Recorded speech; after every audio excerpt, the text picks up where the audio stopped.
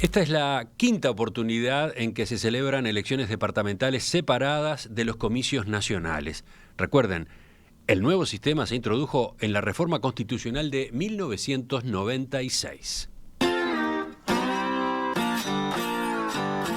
Por otro lado, esta es la tercera vez en que se llevan a cabo elecciones municipales. En esta oportunidad se desarrollan en unos 125 municipios ubicados en los 19 departamentos del país. Antes de ir a la mesa de análisis político, ¿qué les parece si hacemos un repaso histórico que ha dejado hasta ahora este nuevo formato de elecciones que abarca al segundo y tercer nivel de gobierno? Para eso estamos con el politólogo Antonio Cardarello. Antonio, buen día. Hola, buen día, ¿cómo están? Estás en Montevideo, ¿no? Sí. Sí, estoy en Montevideo. ¿Ya votaste? No, todavía no, estoy esperando que se levante más gente.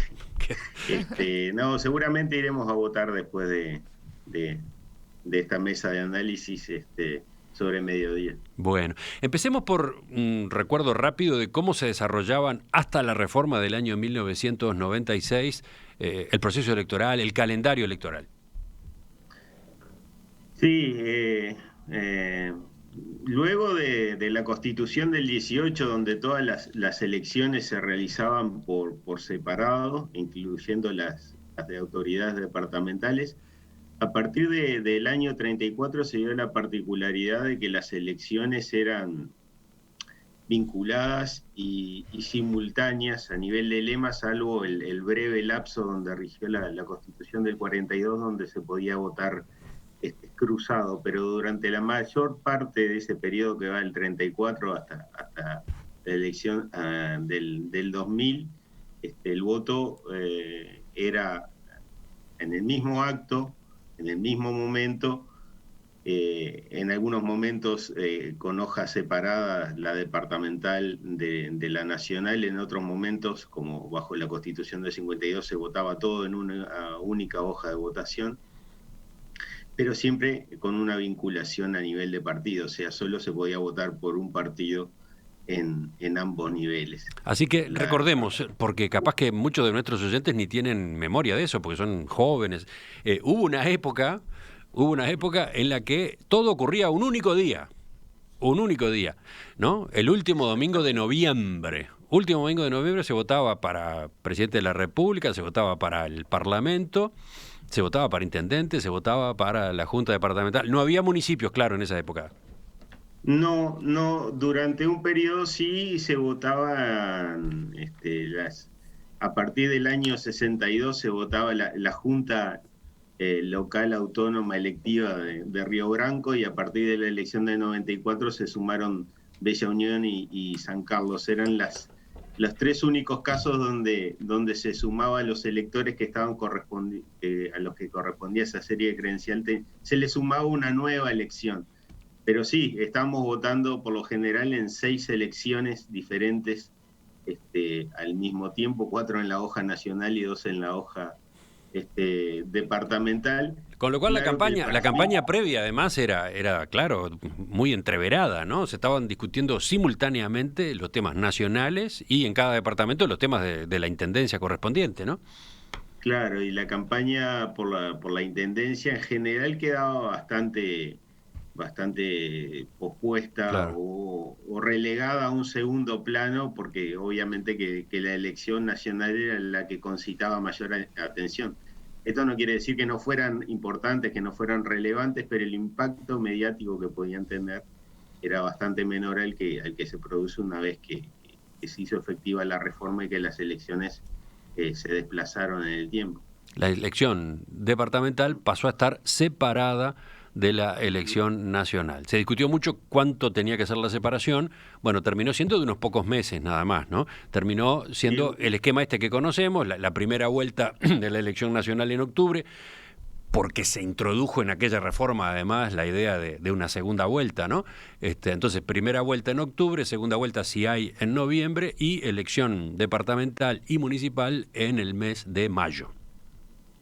Sí, totalmente. Fue una de las reformas electorales más importantes y que cambió más bases del sistema electoral nacional que se habían ido estableciendo desde 1910 hasta la confección de las leyes electorales del año 25. Digamos que en ese periodo se refundó el sistema electoral que permitió la libre competencia democrática, la creación de la polarquía uruguaya, como han señalado algunos politólogos, y bueno, el año 96 significó un quiebre importante en ese sentido. Por ejemplo, se eliminó el doble voto simultáneo para la elección presidencial, porque esto que vemos ahora de los intendentes que pueden ir hasta con 3 candidatos, bueno, antes no había límite ni para la elección departamental ni para la elección presidencial, y bueno, y al igual que pasa ahora con la elección de los intendentes, la elección del presidente también se definía por mayoría simple, o sea que esos dos cambios significaron la posibilidad de una segunda vuelta, por un lado, por la eliminación de la mayoría simple y la exigencia de una mayoría absoluta de los votos emitidos, lo cual es una mayoría muy alta, y a su vez la eliminación del doble voto simultáneo y la exigencia de que cada partido debe presentar un único candidato presidencial significó la instauración de las elecciones internas o primarias que tenemos al día de hoy. Todo ese paquete vino con la reforma constitucional del año 1996, repito. Sí, una reforma que fue muy discutida, se discutió mucho durante el año 95, que fue el año que asumió el segundo gobierno de Sanguinetti, el gobierno de la coalición con el Partido Nacional.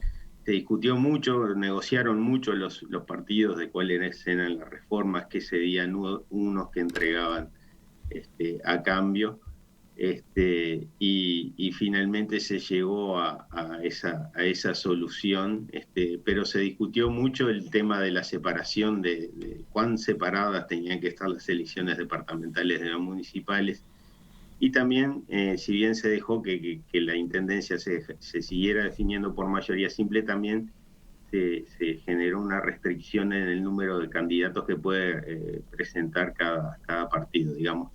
Esas son quizás las dos de las reformas más importantes, la separación en el tiempo y la restricción del doble voto simultáneo para la elección del intendente.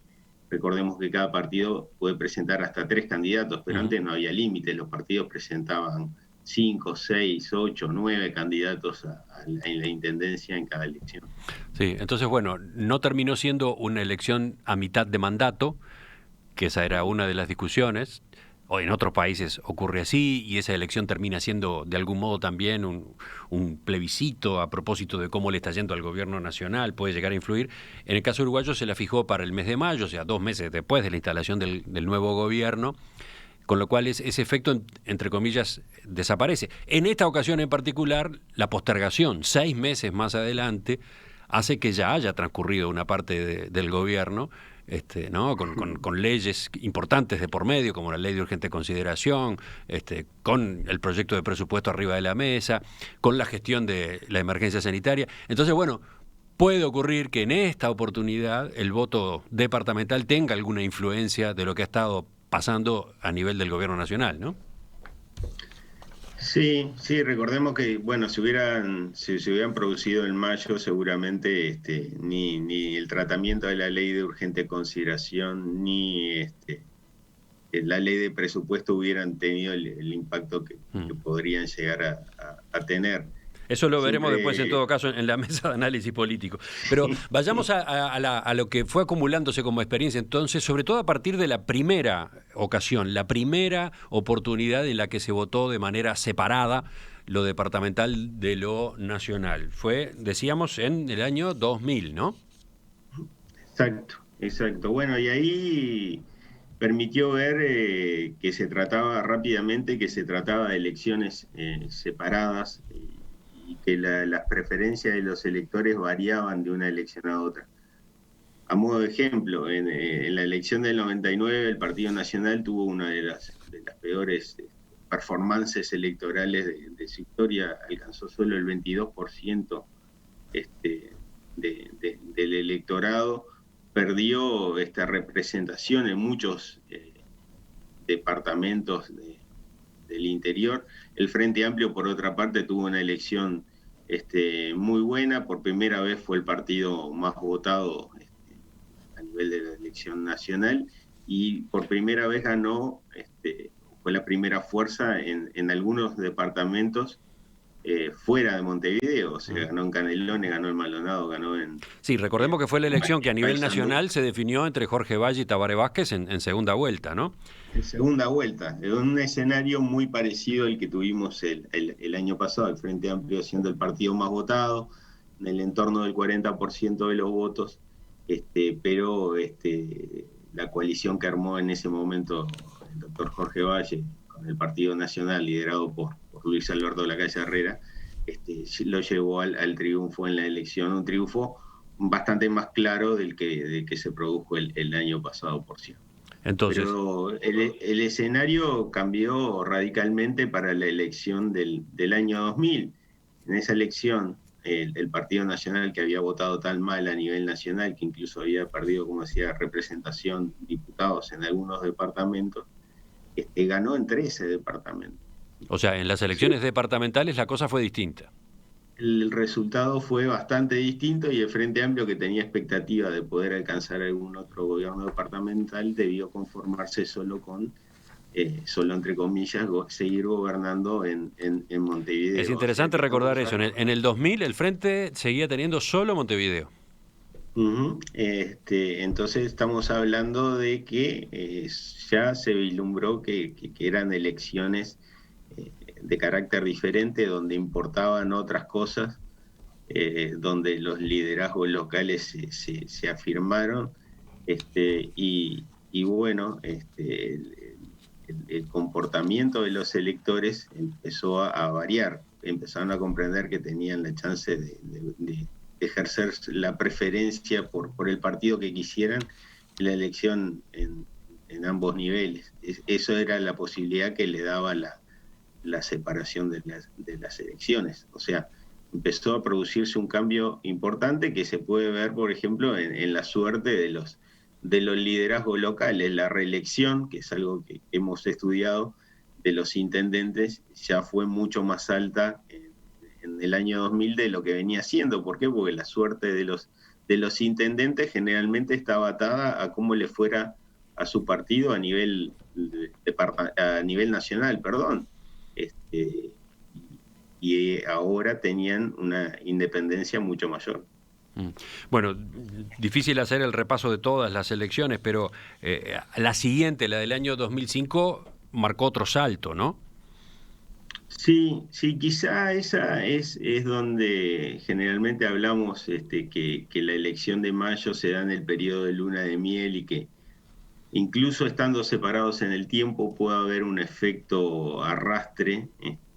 Esa fue una elección muy particular porque se produjo una alternancia. El Frente Amplio llegó al gobierno en 2004, ganó en primera vuelta, superó la mayoría absoluta de los votos emitidos en octubre, no fue necesario ir a una segunda vuelta, y es la única elección donde el Frente Amplio tuvo un mejor desempeño en la elección a nivel de en qué departamento se transformó en la primera fuerza.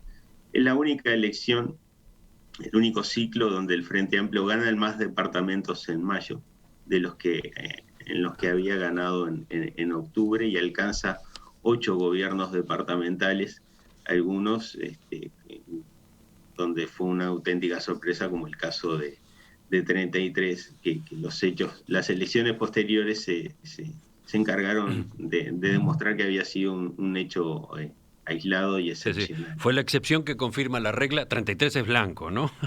Pero Sí, en sí, aquella sí, ocasión ganó el Frente Amplio. Ganó el Frente Amplio, una elección muy, muy ajustada, y donde el Partido Nacional tenía una competencia muy reñida entre dos candidatos, Wilson El Sogoñi, que va por la reelección inmediata, y Walter Campanella, que ya había sido intendente y que competía por volver nuevamente al cargo.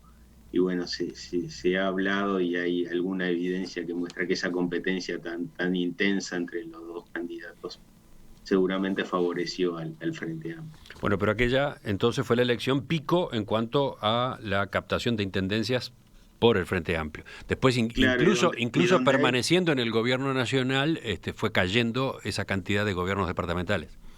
exacto, en el siguiente ciclo ya experimenta un retroceso, pierde algunos departamentos donde había ganado en 2005, como Salto, como Paysandú, como Florida, por distintas razones, gana en Artigas y se hace fuerte o se mantiene, digamos, en el sur del país, en Montevideo, en Canelones, el Maldonado, que retiene en esa elección, y en Rocha. Ujú. Pero pasa de 8 a 5 intendencias.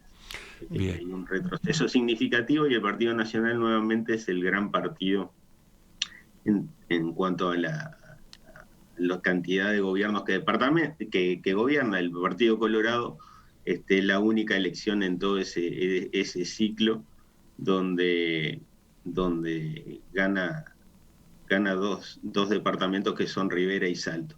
Un gran corte en ese sentido es que hasta el año 2000 lo que vamos a ver, ahora cuando hablemos de los efectos que genera el sistema electoral más adelante, es que el tipo de sistema electoral tiende a generar una competencia de carácter bipartidista. Hasta el año 2000 lo que tuvimos fue que en la mayoría de los departamentos competían el Partido Nacional y el Partido Colorado.